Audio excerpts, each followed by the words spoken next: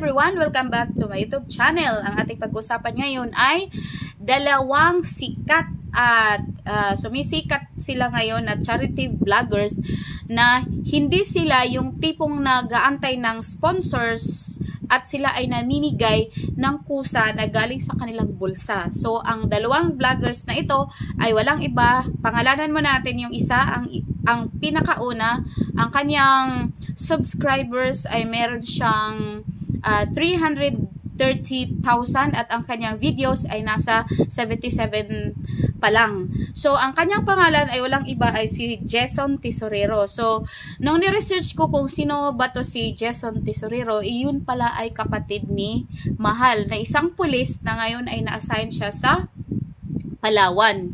Yes po, isa po siyang pulis.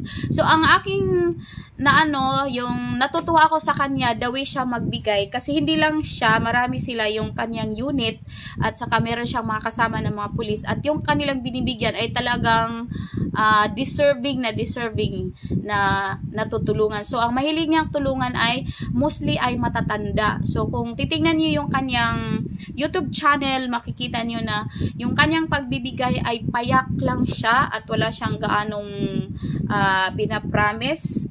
Sino-surprise na lang niya yung tao. Halimbawa dito si tatay ay binigyan niya ng bike kasi yung kanyang bike ay sira. Tapos dito naman yung isa, si nanay, ay nagtitinda siya ng mga daing sa palengke at binigyan din nila ng pangkapital. At saka isa pa sa kanya na yung nagustuhan ko, siguro gusto ko lang or sa inyo hindi kasi magkaiba naman tayo ng opinion. Kasi kapag nagbibigay sila ng pera, minsan hindi na nila binibilang. Hindi siguro binibilang, baka sabihin ng iba na baka konti lang or baka marami. So basta yun lang. At bakit ko nasabi na hindi siya nag-aantay ng sponsor o hindi siya naghihingi ng sponsor?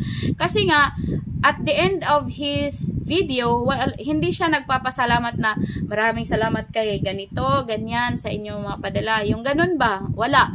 At saka dumudukot siya sa kanyang bulsa or siguro yung kanilang kita sa kanilang YouTube or yung mga sahod siguro nila ay pinag-iipon-ipon at ibinibigay sa mga tao na nangailangan ng tulong. At ang maganda pa kasi yung kanilang vlog ay meron siyang twist. Halimbawa, yung nagbigay sila ng ng kalabaw. Yung oy, wag kang tumakas, yung ganun ba. Meron silang mga drama-drama, mga intro at nakakatuwa at minsan naman ay nakakatakot. Halimbawa dito nagbigay siya ng isang pump boat dito. Mangingisda, iniwang palutang-lutang ng mga pulis. So, meron sila tigil. Tapos dito naman siya, merong baba, yung ganun.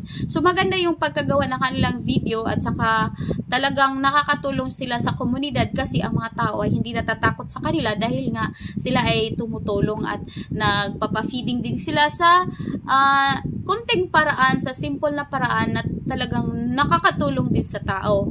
Yon si Jason Tesorero. At ang pangalawa naman ito, nung una, siguro sa lahat ng mga vloggers, ang una kong napanood ay ito si King Lux.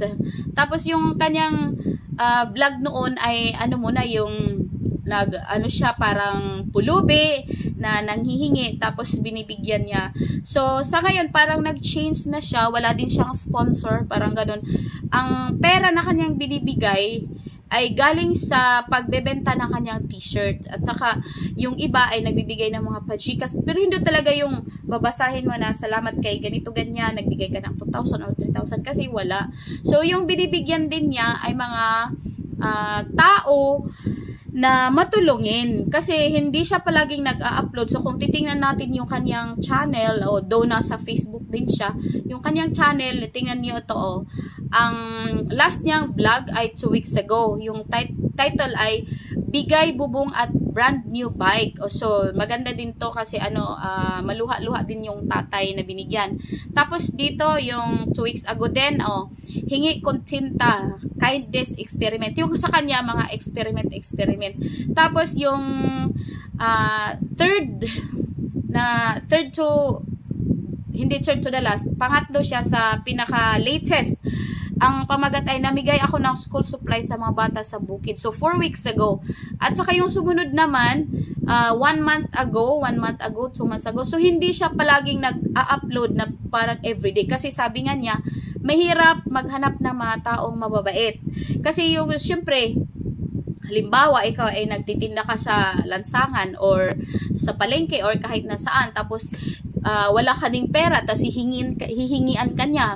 Lagi niya sinasabi, ganito, ganyan. Pwede po ba akong makahingi ng pagkain? Wala pa po akong kain. Yung ganyan ba? So, mahirap din yun kasi siguro, para sa akin kung ako, nagtitinda ako tapos wala pa akong benta, tapos hingat ako. Siyempre, sasabihin ko, ay, sorry kasi wala pa akong kita. Pero, yung mga tao dito na nahanap niya ay iba. Kasi nga, pag sinabi, hingi ako kasi wala akong pagkain, yung ganon, tapos nagbibigay sila. So, kaya matagal yung kanyang paggawa ng videos. Tapos, ito naman si Jason Tesorero, hindi din siya everyday. So, yung first upload niya ay 2 days ago, tapos yung isa 6 days ago, tapos yung isa ay 9 days ago, tapos yung isa 13 days ago. So, hindi siya everyday yung kanilang mga upload. Kasi nga, naghahanap sila sa mga deserving talaga at saka sila din lang naman. At though, meron siyang mga kasama na mga pulis, syempre, kakaiba din yung talagang naghahanap ka ng iyong iba vlog. Yun lang po. So, silang dalawa lang para sa akin. Ang dalawang charity vloggers na yung hindi sila naghihintay ng sponsor at hindi sila palaging nag-upload. So, yung kanilang mga videos ay talagang matatagalan. So, kung ikaw ay followers nila, lagi mo silang, pag nagpunta ka sa kanilang YouTube channels, makikita mo, bakit nasaan na sila, ba't ganon? Hindi kagaya ng ibang mga malalaking charity vloggers na talagang everyday sila nag-upload at minsan naman ay 2 sa isang araw, yung ganon ba. So, yun lang po. Maraming salamat at yan po ang aking masasabi lang na 2 charity vloggers na namimigay sila na hindi nag-aantay ng sponsors. Ang ginagawa ni King Lux, nagbebenta ng mga t-shirts at kung ano-ano lang.